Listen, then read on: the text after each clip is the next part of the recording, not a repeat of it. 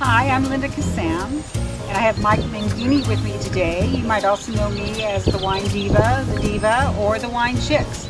So today we're at Menghini Winery in Julian, California. I don't know if you've ever been to Julian, but you should. It's a beautiful place, and believe it or not, they make wonderful wines. This is my second stop today, my fourth stop in my trip here to Julian.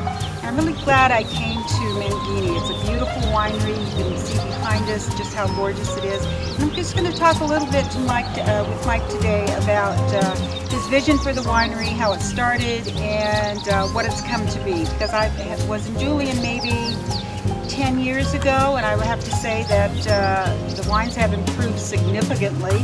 They're quite wonderful. I can really recommend this place. If I don't say that later on, get yourself up here. This is a wonderful place to be.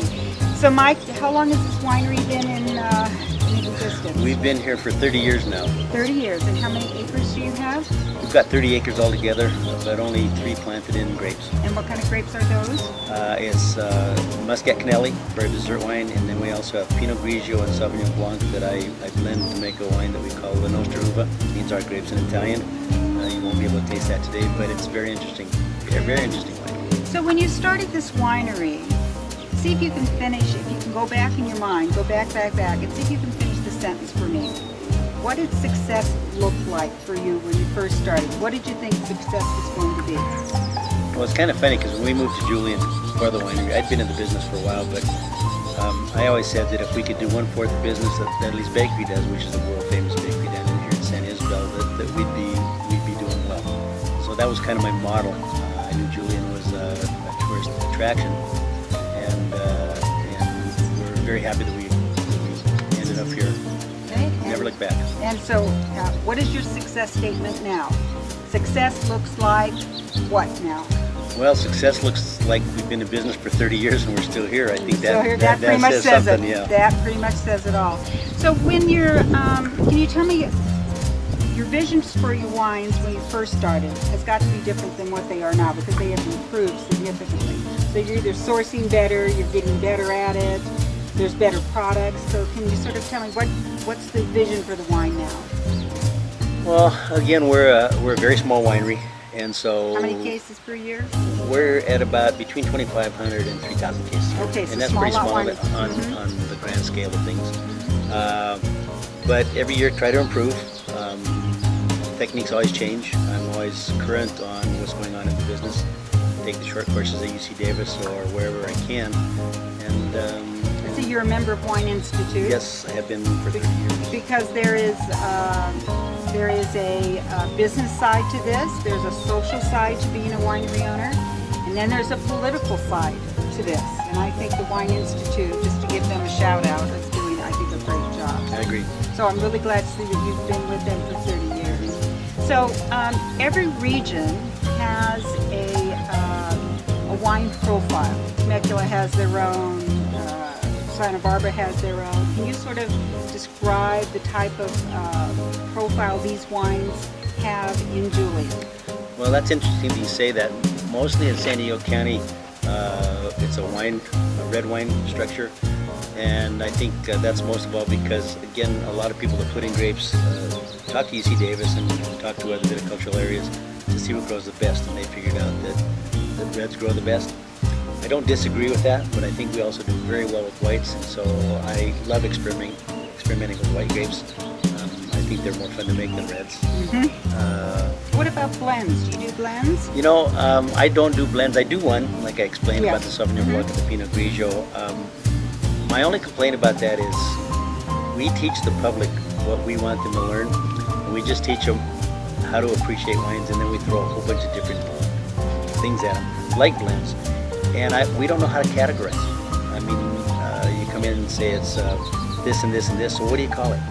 So if somebody wanted to compare that wine with another winery's wine, it's impossible to do because it's your own blend, it's your own concoction. And I don't mind it, but I'd rather stay with 100% varieties or pretty close to that. So I've been to 4 wineries in my time here. I'm going to some more, and the biggest surprise for me, a giant surprise for me, is how beautiful the Syrahs are. Oh my gosh. those of you who love Syrah need to get up here, and you need to do it now. Wine regions in general go from being babies to teenagers to adults. And I'm almost saying you guys are past your teenage years, heading towards that adult, because these wines are really, really good. Thank you. Yeah, I'm really big, jammy, wonderful, tasty berry, boysenberry, wonderful. I mean, I'm just really, really impressed. Now, do you use a special yeast for this one? No, and believe it or not, if you ask me what yeast I did use, I'd have to go look at my notes. That's okay. one of the things that I like to do is yeast really do impart different characters. They do. And every year, if I make a wine that I don't particularly like, I'll do a new yeast next year, and I'm looking for that perfect combination. So I change quite often. Yeah, I think on the Syrahs and the Sauvignon Blancs, it seems to be that yeast makes such a huge difference in the way those wines taste. I don't know why. I'm not that sophisticated in knowing why. I just know that that's the truth of it. Yep. So if you had to tell people why they should come here first to Julian to drink wine, can you do that for us? What's the specialness about it? Well, that's a two-edged sword. I'm the president of the Chamber of Commerce up here, so I have to say, Good for you. I have to say, come to Julian first, and then explore everything that Julian has to have. And hopefully you're going to end up with the wineries up here, because we are diverse, and each winery has a little bit something different to offer. Mm-hmm. So, and as you can tell, the surroundings here in Julian are just absolutely beautiful. Unbelievable. In San Diego, you can go from the ocean to the mountains to the desert in a day, and hopefully you spend sometimes most in of the time 90 in the mountains. minutes. Yeah, in 90 minutes. My gosh. Exactly. So we are the mountains, and we kind of are the jewel of San Diego County. And it's year-round. They can come up year-round? Year-round, we have snow in the wintertime. We have all 4 seasons, and that's very nice for somebody that lives in San Diego. Very nice, yes. So, well, I think that's great. I think that I'm just going to advise you guys to come up here, bring a bicycle, because you can actually bicycle to many of the wineries. I mean, you have to be hardy at it, but I think you'd be very good. Or drive a little bit. Make sure you have a designated driver, please. But all in all, I'm really impressed with Julian, and I hope you come and see Mike. He's awfully nice. We like him a lot, and he seems to be, he loves cats. How many cats do you have? 4.